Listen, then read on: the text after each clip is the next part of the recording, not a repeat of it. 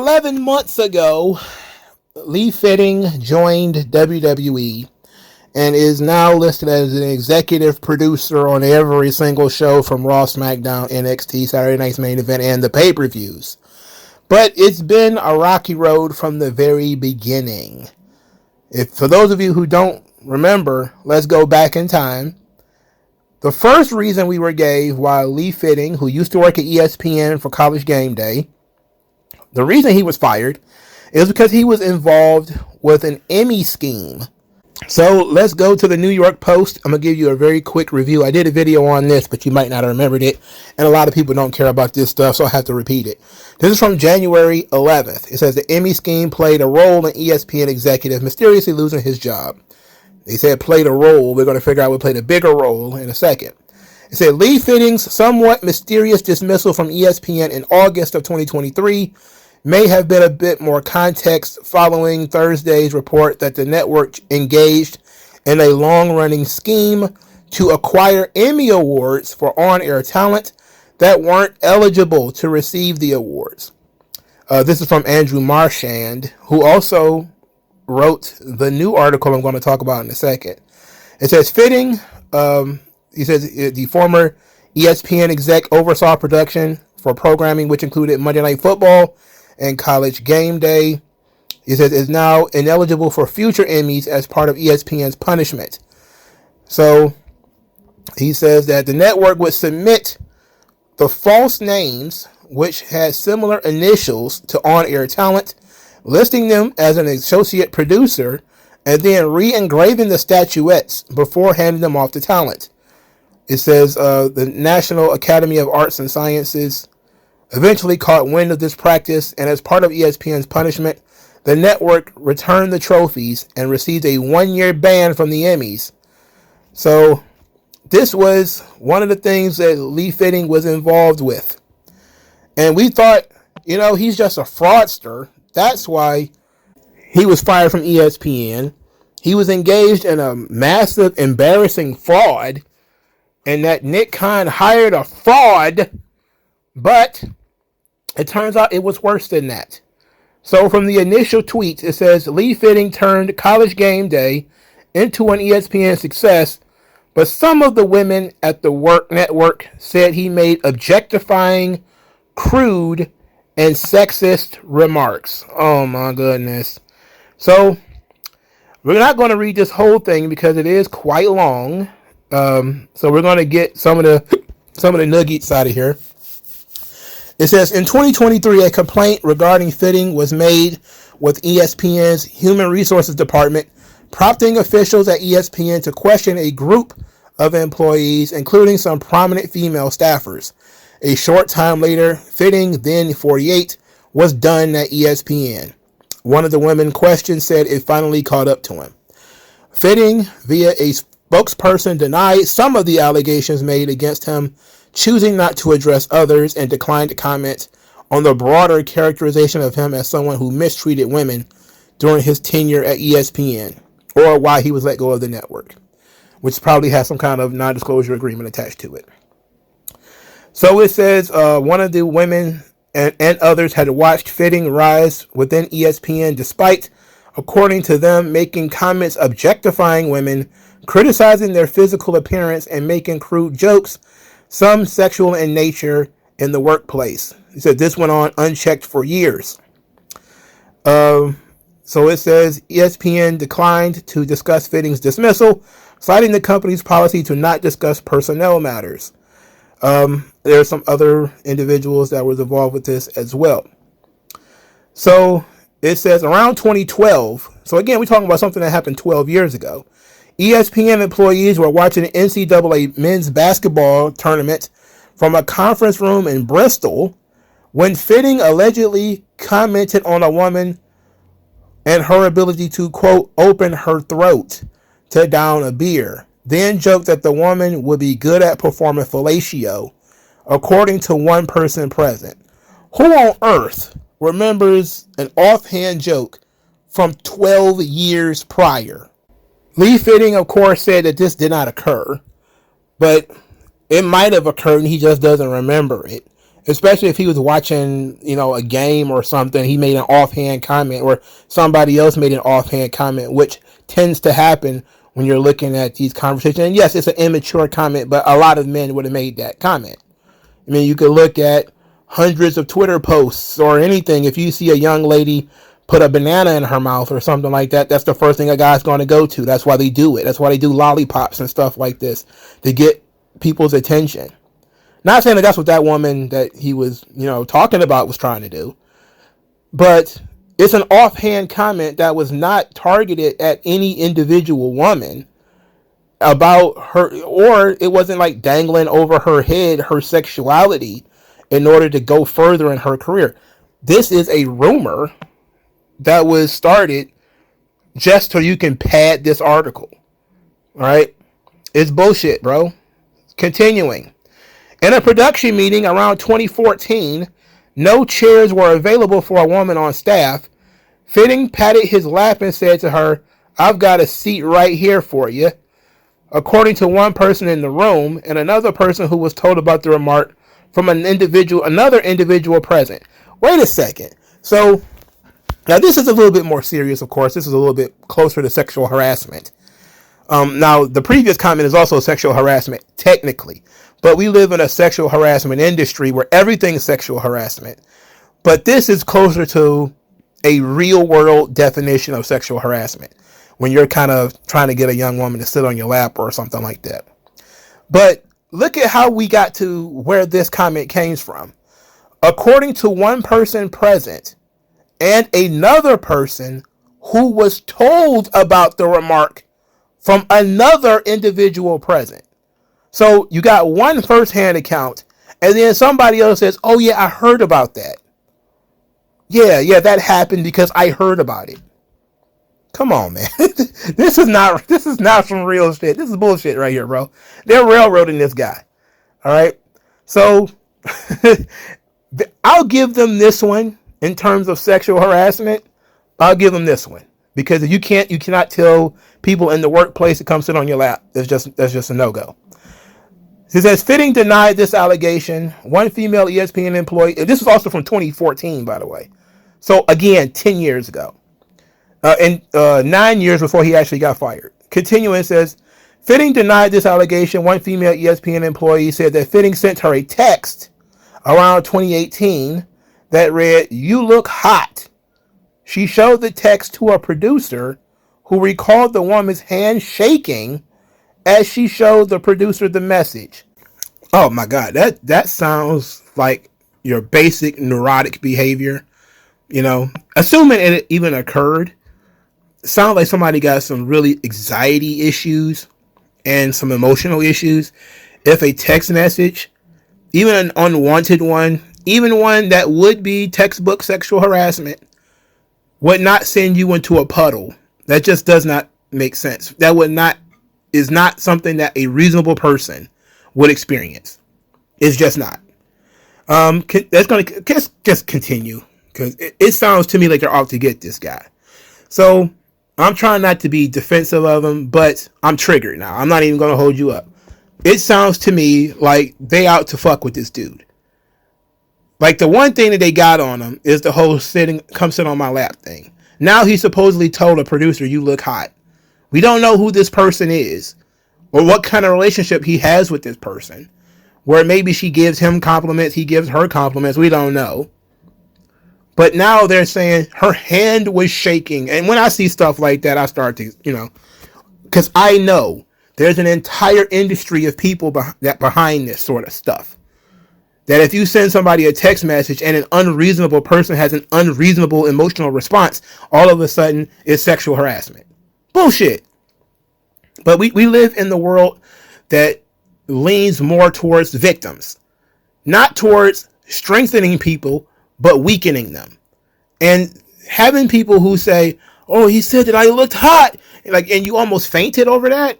What is this, the Victorian era? You never heard this before in your life, and all of a sudden you're going to pass out because the guy said you looked hot in a text message? Get fucking real. I started reading this, and I was like, yeah, Lee's in trouble. And he is. He's in some hot water. He's already been fired, so it doesn't matter that much. But now I'm reading and thinking to myself, like, bro, they trying to railroad this guy, man. Because this is bullshit. Let's continue. On more than one occasion, he jokingly asked a female staffer for her hotel room number and also routinely joked about performing bed checks, according to College Game Day employees. Fitting denied those allegations. He also allegedly bragged about his and his wife's robust sex life, according to multiple sources. Now, the bed checks thing is probably just a dumb joke, but him talking about railing his wife,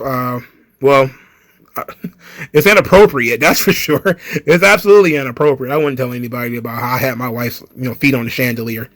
Anyway, we continue. He says he saw a woman in an outfit he liked. He let her know, sometimes in ways women and other employees found crude and or humiliating. He once loudly exclaimed, "God damn," when a woman appeared on a set in a skirt he liked. These types of comments were so frequent that one female College Game Day employee developed a strategy to blunt his behavior. Whenever he would say or do something inappropriate, she would open up a notebook and mimic writing something down. When Fitting would ask what she was doing, she responds, "Just jotting this down for the book." So, catcalling. We're going to jam him up now for catcalling, like he's a construction worker or something like this.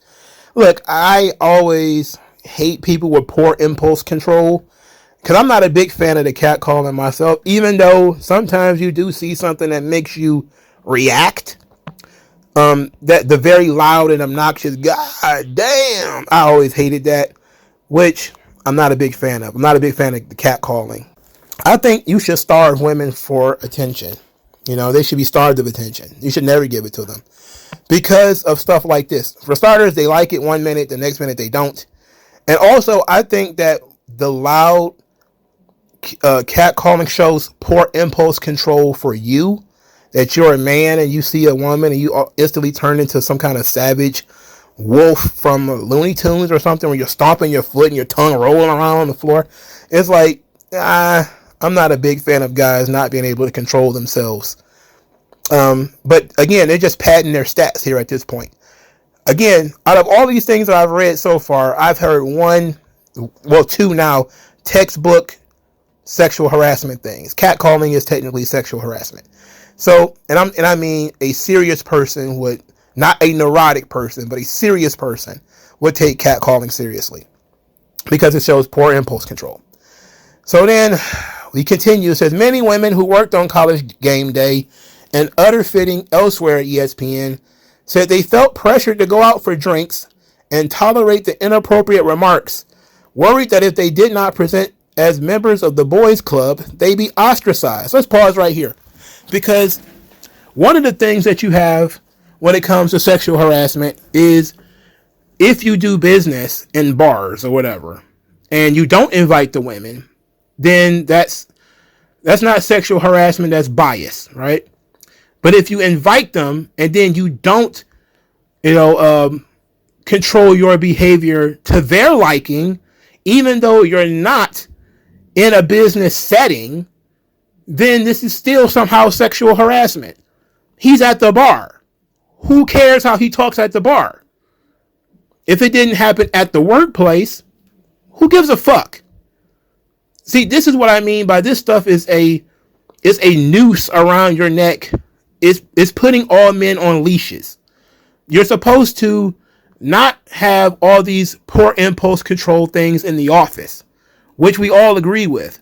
The office is not the place to be pitch and woo. But now he can't go to the bar, have a drink with his friends, and make some inappropriate comments about the women.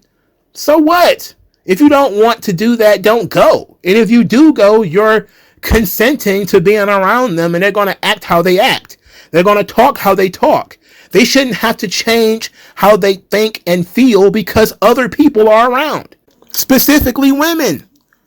There is this magic spell that apparently is a thing for men now, that you don't talk a certain way in mixed company. I heard that from my granddad. That ain't nothing I heard from my daddy, right? And my granddad wouldn't cuss in front of a woman. He wouldn't make sexual comments in front of a woman. because he was a Southern gentleman. He didn't do those sorts of things. But now we talking about this woman who goes to, I want to put in quotations, a man's space, even though it's not a man's space. The boys are going out for drinks. She feels that she's got to go. And then she wants the boys to change their behavior because she's there. Bullshit. No. Why did you go? This is the exact same reason they try to put women in fraternities, put women on basketball teams and football teams with boys, because they want to turn all of the girls into a leash around the boy's neck. Who gives a fuck if Lee Fitting was at a bar making comments that some chick who tagged along didn't like? Who gives a fuck? Really? And in a serious world, we would say he's not in the office. It didn't affect your job. Get fucked. Who cares? But we don't live in a serious world. We live in a feminist utopia where everything is sexual harassment. Everybody is a sexual harasser. And all this petty bullshit from decades ago is being brought back up to destroy a guy's career. This is bullshit, bro. It's bullshit. But let's continue. Sometimes before or after saying something crude or sexist, Fitting would use the phrase, "It's okay, she's one of my guys," to justify why his remark was permissible. Sources said, when one female employee left the show, Fitting dismissed her as no fun in front of a group of employees, according to one person present. Yeah. Who wants to be around somebody like this? That's the other thing that kind of blows my wig. Who wants to be around somebody that is this obnoxious? That every single thing is under a microscope. Every comment, every glance, the way you breathe, how you're dressed, how you talk to somebody who is not her. All this stuff is under a microscope. Who wants to live in that world? Nobody. Nobody. Again, when you click this article, you thinking this guy's involved with some really terrible stuff.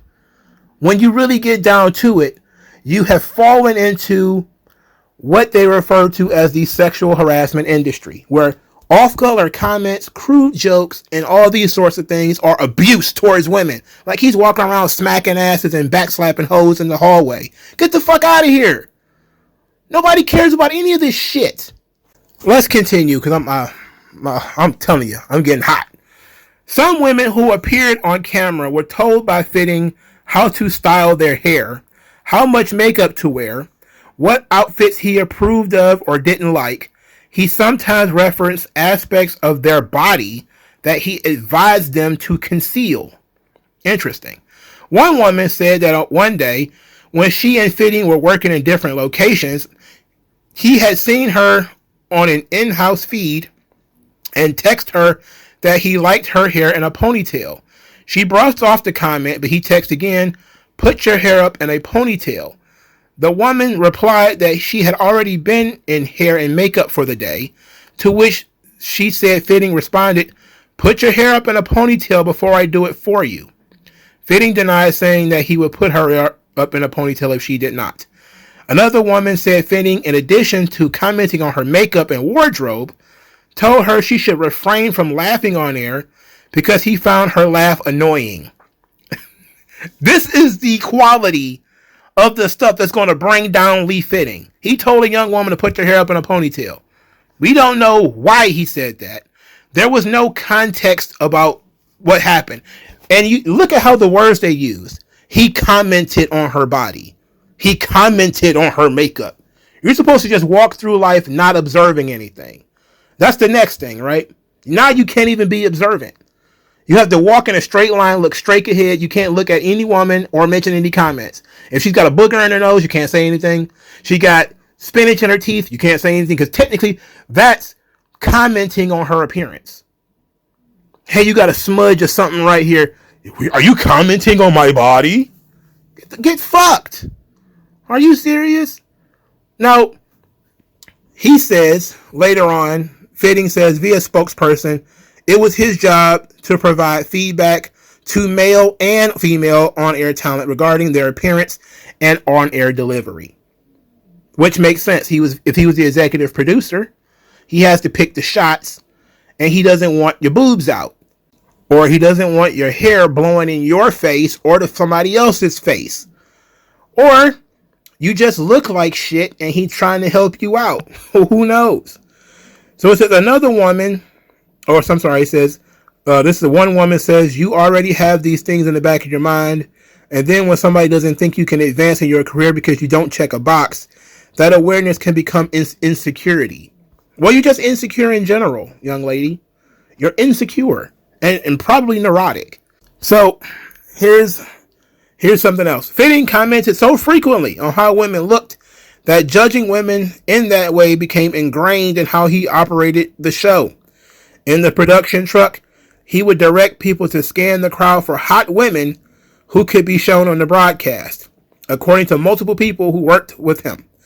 In 2012, College Game Day was in South Bend, Indiana, for an October game between Notre Dame and Stanford. Fitting had an issue with the crowd shot behind the studio set. The Notre Dame cheerleaders in the shot were not attractive enough.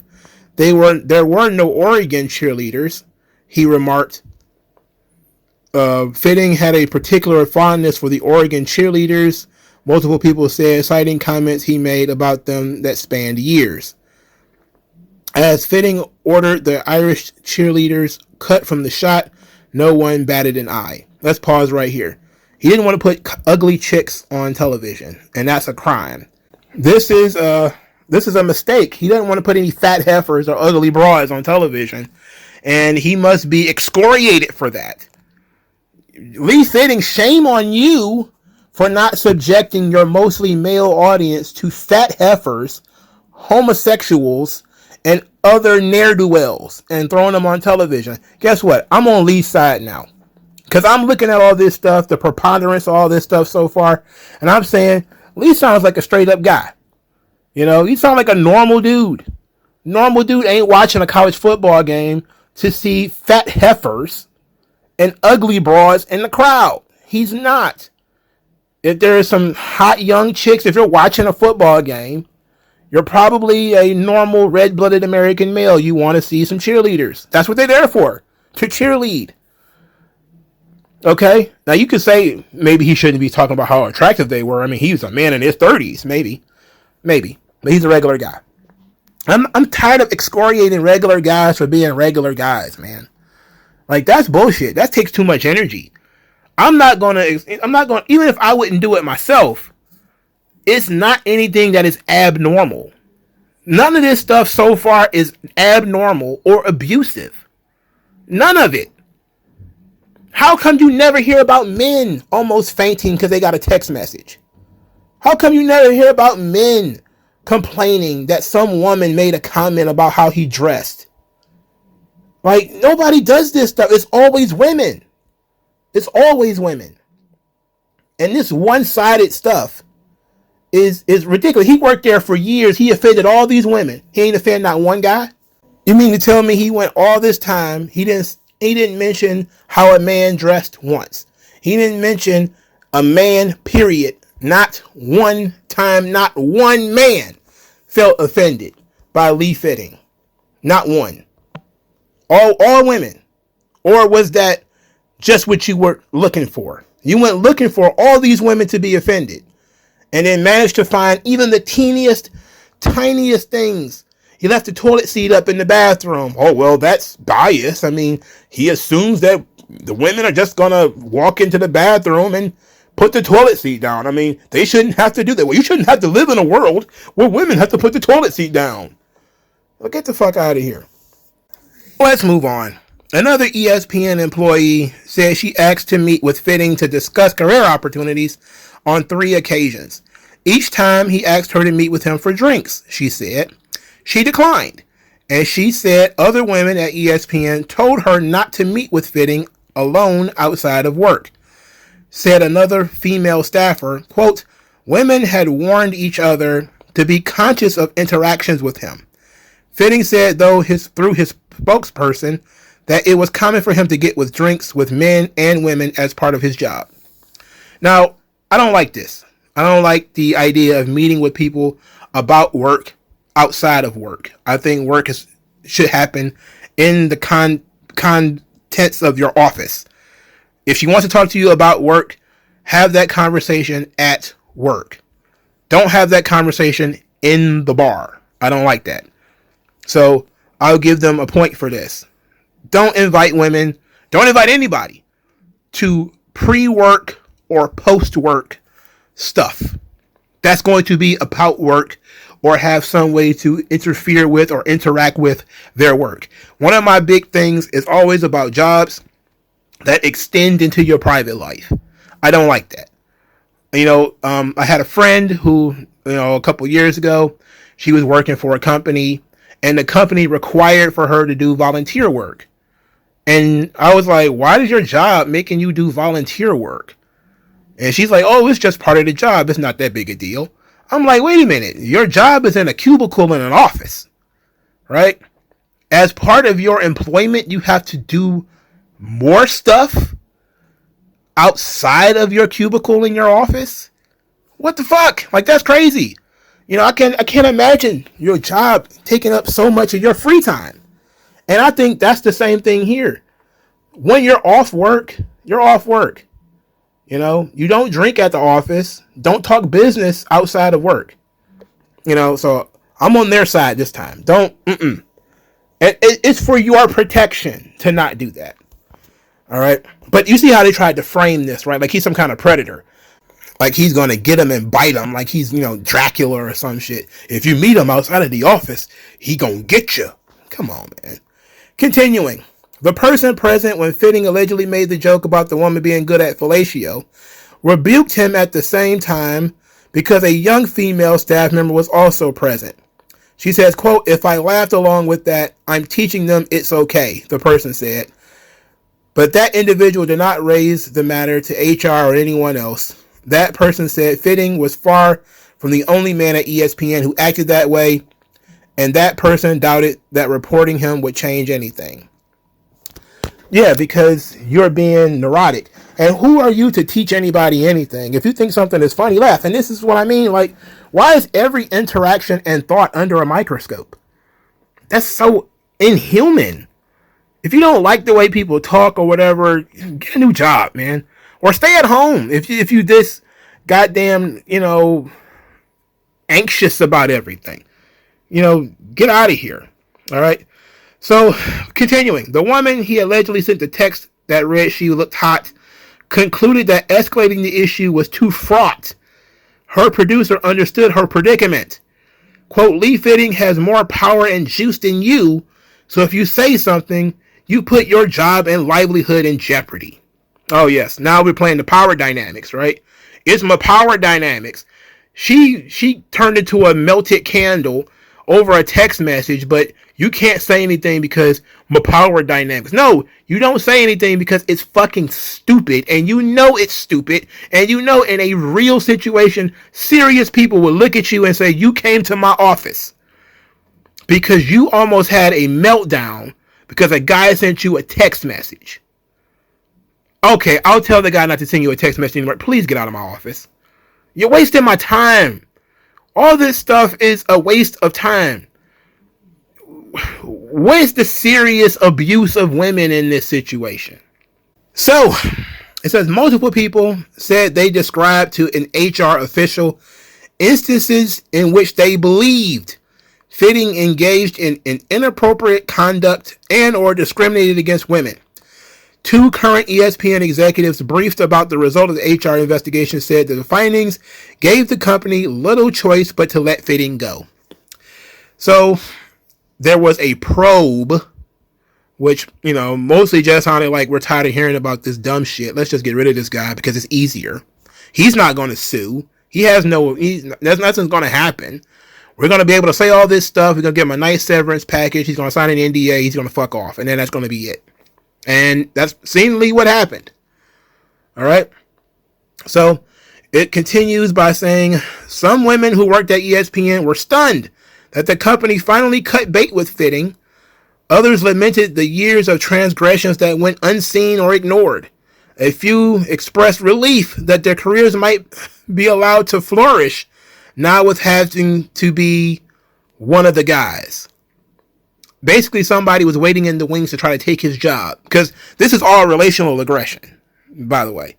See, when you're a man, or, even another woman, and you're in a position that a woman wants, she tries to take you down. You see what they did to Caitlin Clark, right? She was getting all this attention, and then the black girls of the WNBA said, we want that attention. We have to take her down a peg. And so they badgered through the media, through journalists, through all this kind of stuff, until she finally broke down and said, the WNBA was made by black women. Oh, there are so many black women. I love them so much. All of my favorite black people are black. All of my favorite basketball players are black. All of my favorite carpenters are black. Everybody, you have to sit down and prostrate yourself to how much you love the minority in order for them to leave you alone, because you have something that they want, which is genuinely money or attention. Lee Fitting had both. He was an executive at ESPN. He had been there for years. They're taking these tiny instances over the entirety of his life and saying that he was discriminating against women. It's bullshit. It's bullshit. And not one of these women is willing to go on record as saying, yeah, this was serious enough that I needed to go on record about it. No, all of them know that they're taking pot shots at this guy because they wanted his job. And you want to know how I know that? The next damn paragraph. The significance of Fitting's ouster was underscored when ESPN put Amanda Gifford, who joined the company in 2004 and came up through the radio side of the company, in charge of college football event production. They railroaded this guy in order to get rid of him and replaced him with a woman. This is textbook diversity, equity, and inclusion. They wanted to get rid of the white man and replaced him with a woman. But the guy was actually good at his job, and people generally liked him. This is why nobody's willing to go on record and talk about how terrible he is. Because if they did, then there will be other people saying, hey, you just making shit up, or you just exaggerating what's happening. But you can do it from the shadows, because this is how this shit works. This is how relational aggression works. It works through a whisper network. That's why a woman co-wrote this article. For emphasis. This is a women's issue, so the women should be talking about it.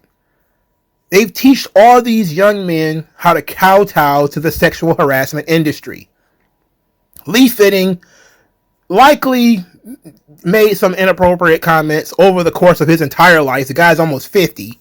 I'm pretty sure he made some inappropriate comments in an office or at a football game or in a bar. Nobody's saying he didn't. Nobody's saying he's a perfect little angel who didn't do nothing wrong. But what we're saying is, in the grand scheme of things, none of this stuff had any effect on any woman's career, except the woman who replaced him. She was gifted with his job after they decided they were going to use this HR report to get rid of him. If this is your first time hearing me talk about the sexual harassment industry, I want you to get the book Heterophobia by Daphne Patai, and it explains how this kind of stuff can happen to a guy like Lee Fitting. She writes, at the present moment, sexual harassment seems often to be little more than a label for excoriating men. It has become the syndicote for general male awfulness, and its real function at this moment, in addition to keeping feminist passions at a fever pitch, is to serve as the conduit by which some extreme feminist tenets about the relations between the sexes enter everyday life with minimum challenge. No longer a well-intentioned effort to gain justice for women, it has turned into a tool for implementing and indeed normalizing what was once merely a marginal and bizarre feminist worldview. So this is all about taking the most ridiculous complaints, blowing them out of proportion in order to achieve some kind of political aim, like replacing a guy like Lee Fitting. You don't like him, you say that he was involved in all kinds of sexual harassment and sexual abuse towards women. You take all these minor things that in and of themselves don't really account for anything. But if you stack it together in an article, especially if the article is quite long, then it seems like he has this long history of abuse towards women. But when you actually look at any individual situation, you see they aren't that big of a deal, and they're really not that important. The overall goal of this, however, is to create a chilling effect for not just men like Lee Fitting, but for also other men, that you have to watch what you say, watch who you say it around, and that you're under observation and surveillance all day, every day, whether you're in the office or at the bar.